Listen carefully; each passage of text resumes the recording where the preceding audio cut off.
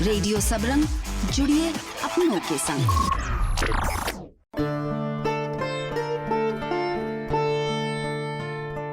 25 दिसंबर यानी Christmas day और साथ ही इस देश के पूर्व प्रधानमंत्री श्री अटल बिहारी वाजपेयी जी का जन्मदिन भी।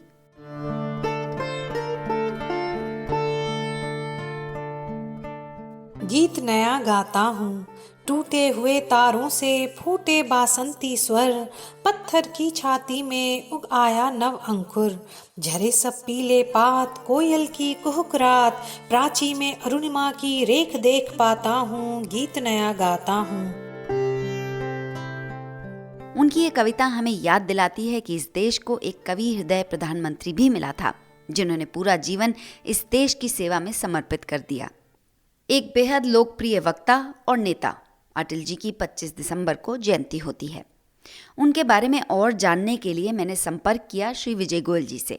विजय जी अटल बिहारी वाजपेयी जी की सरकार में प्रधानमंत्री कार्यालय में राज्य मंत्री के तौर पर रहे।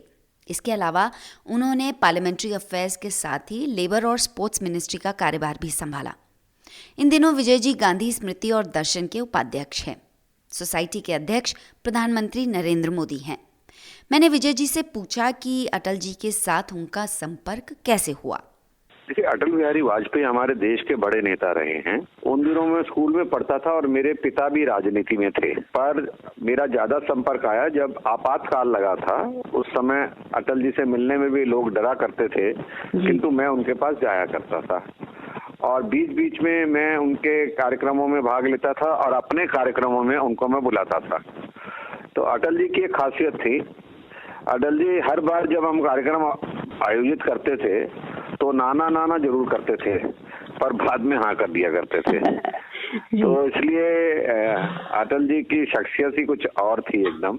उनके नाम से ही जो है भीड़ जुटा करती थी जी। बिल्कुल सही कह रहे हैं सर आप। सर, वो एक अच्छे वक्ता, अच्छे नेता के तौर पर याद किए जाते हैं।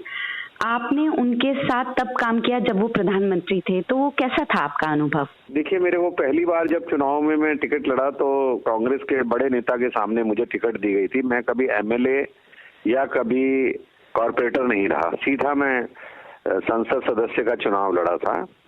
तो अटल जी को लगता था मेरा ये युवा उम्मीदवार जो है वो जरूर जीतेगा जाके। तो मैं देखता था कि वो कहीं हिंदुस्तान में भाषण करने जाए ना जाए, पर जब मैं चुनाव लड़ता था हर चुनाव में वो मेरे लिए भाषण करने जरूर आते थे जी। अरे वाह, उनके वक्ता का होने का तो आप उदाहरण देखिए। अभी आजकल जब हम मीटिंगें करते हैं पिछले सालों के अंदर, तो हमको भीड़ बसों से जुटानी पड़ती है जी। अटल जी का भाषण सुनने के लिए मैं अपने घर रूपनगर से रामलीला मैदान तक पैदल जाया करता था। हम सामने दरी में बैठते थे जी। उनको भाषण से बड़ा भावुक कर लेते थे। जब चाहे हमको रुला देते थे और जब चाहे वो हमको हंसा देते थे। वो वक्ता ऐसे थे कि पूरे देश के अंदर उनकी वक्तव्य कला जो थी वो बहुत प्रसिद्ध थी जी। मुझे उन्होंने काम का मौका दिया जब मैं पहली बार सांसद बना था, फिर दूसरी बार बना, तब उन्होंने प्रधानमंत्री कार्यालय में मेरी मंत्री के रूप में नियुक्ति की थी। तो मुझे आज ऐसा देख के लगता है मैं किसी महामानव, किसी देवता के साथ काम कर रहा था। उनके साथ काम करना जिसको पूरा देश जो है चाहता हो, क्योंकि मैंने देखा है कि जब भी मैं देश के किसी भी कोने में जाता था तो लोग कहते थे अटल जी हमारे घर पे रुके थे, अटल जी हमारी गली में आए थे, अटल जी हमारे शहर पे आए थे, मैं अटल जी का वहां भाषण सुना। हर आदमी के पास कुछ ना कुछ अटल जी की जो यादें हैं, उनके साथ काम करना बड़ा ही दिलचस्प था। अब आप देखिए, अटल जी तो राजनीति में नहीं आना चाहते थे, वो तो फक्कड़ किस्म के आदमी थे जी। उनको हंसी मजाक, उनको ठट्ठा ठाके लगा के हंसना और उनको कविताएं करना ये सबसे ज्यादा पसंद था जी। उनकी एक बुक रिलीज हुई थी जिसका नाम था मेरी 51 कविताएं। उसके लिए उन्होंने मुझे बुलाया कि इस कार्यक्रम को आप आयोजित करेंगे और उस किताब को विमोचित करना था भारत के प्रधानमंत्री नरसिम्हा राव ने। तो उन्होंने हमको ये मौका दिया था जी। तो कविताएं उनकी कमजोरी थी जी। कोई भी व्यक्ति जब उनको कहता था अपनी कविता सुनाइए तो वो तुरंत सुनाने उसको लगते थे जी।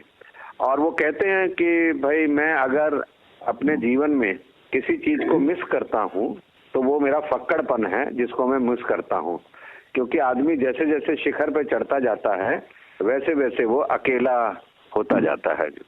तो अटल जी साहित्यकार थे, अटल जी कवि थे, अटल जी राजनेता थे, अटल जी प्रशासक थे, अटल जी प्रधानमंत्री थे, अटल जी विकास पुरुष थे। अटल जी की कवि हृदय थे और उन्होंने कई कविताएं लिखी। उनकी कौन सी कविता आपकी सबसे पसंदीदा है? उनकी तो बहुत सारी कविताएं हैं, जिसके अंदर से जो मुझे अच्छी लगती है वो उनकी कविता थी कदम मिलाकर चलना होगा जी।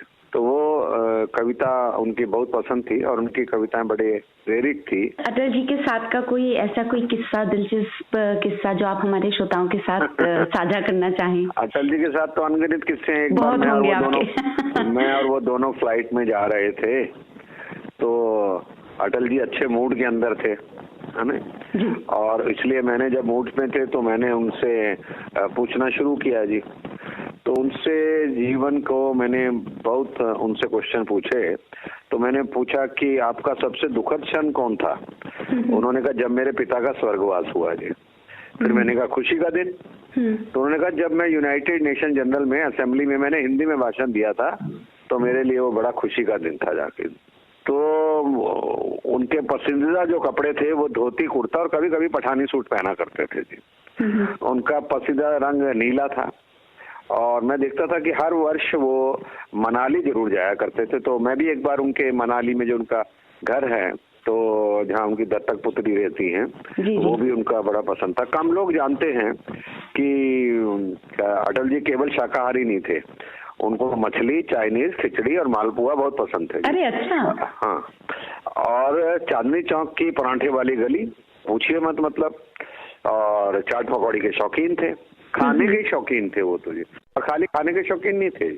एक बार दोनों को प्रधानमंत्री अटल बिहारी वाजपेयी और जयललिता, उन दिन वो मुख्यमंत्री थी तमिलनाडु की और अपनी सपोर्ट को वापस ले रही थी वो सरकार से, ऐसी चर्चाएं थी। तो मैंने उन दोनों को अपने घर खाने पे बुलाया था ताकि उनके बीच में अच्छा सामंजस्य बैठे जी। तो उस पर मैंने देखा कि अटल जी को केवल खाने का शौक नहीं था, उनको खाने बनाने का भी शौक था, ऐसा उन्होंने बताया जाकर। खिचड़ी तो बहुत ही अच्छी बनाते थे जी। उनसे मैंने पूछा कि आपके मनपसंद गाने कौन से हैं जी? उन्होंने कहा एस.डी. बर्मन का वो जो गाना था ना, ओरे माझी, वो उनको बहुत ही पसंद था जाके जी। और एक गाना और था उनका, लता का, मुकेश और लता का गाना था, कभी कभी मेरे दिल में ख्याल आता है, ये भी था। तो आपसे बात करके एक्चुअली में ऐसा देख रहे हैं कि ये सब चीजें कैसे हुई होंगी, विजुलाइज कर रहे हैं। अटल जी का बतौर प्रधानमंत्री सबसे अहम योगदान आप क्या समझते हैं, क्या मानते हैं? कोई एक योगदान हो तो बताऊं। अटल जी का सबसे बड़ा योगदान था कि वो देश की जनता से बहुत प्यार करते थे जी। और पंडित नेहरू तो इसलिए प्रसिद्ध हुए ना कि उन्होंने स्वतंत्रता की लड़ाई के अंदर सक्रिय रूप से भाग लिया। पर इस इंसान ने वर्षों तक पूरे देश के अंदर घूम घूम कर लोगों को अपना बनाया जी।